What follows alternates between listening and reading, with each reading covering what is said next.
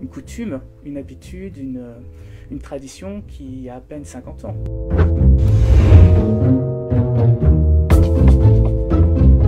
À l'époque celte, la fête ponctuait l'année. En fait, l'année agricole était divisée en deux parties, une année active, une année de repos. Et Halloween était à la fois la fin de l'année agricole et le début de l'entrée dans la saison morte, l'hiver. C'était un moment charnière de jonction entre le temps des vivants et le temps des morts.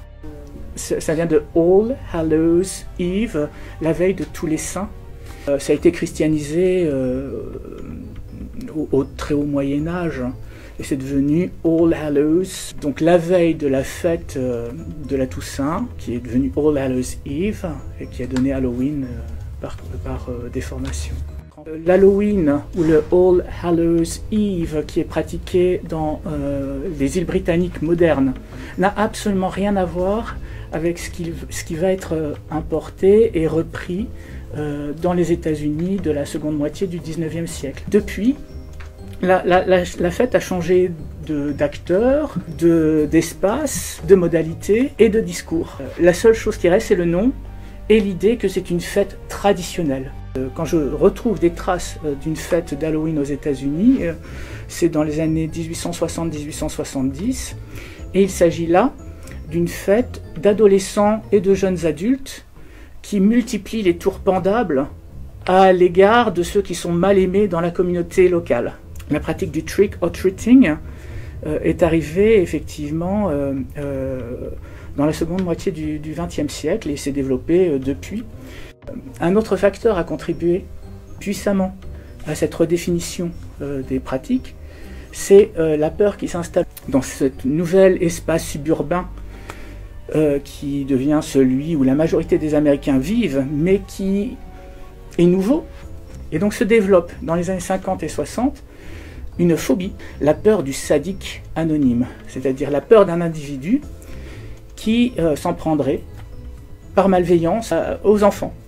Et donc il y a l'idée qu'effectivement, dans ces banlieues, les enfants ne sont pas forcément en sécurité et qu'il faut bien encadrer ces pratiques, vérifier que les adultes qui vont distribuer des friandises ou accepter les petites farces des enfants, l'industrie des bonbons a contribué à ce développement du trick-or-treating en expliquant que si l'on achetait des petits sachets de bonbons et qu'on les distribuait, les enfants ne risquaient rien. C'est une coutume, une habitude, une tradition qui a à peine 50 ans. On va se déguiser pour Halloween. On propose aux enfants et aux adolescents de se déguiser et de multiplier les petites scénettes, les petits jeux à l'intérieur des foyers, avec tout un folklore gothique qui s'impose à ce moment-là, donc les chats noirs, les hiboux et les chouettes, les toiles d'araignée. En France, cette tradition est beaucoup moins présente. Ce n'est pas le même environnement social. Les communautés de banlieue pavillonnaires aux États-Unis sont propices à ce passage de maison en maison. La société américaine est une société de communauté et la France n'aime pas trop les communautés, enfin l'idée de parcellisation du corps social.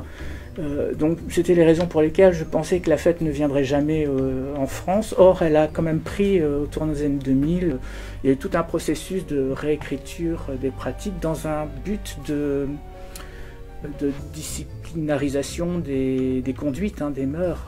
Donc aujourd'hui, effectivement, Halloween compte en matière de commercialisation.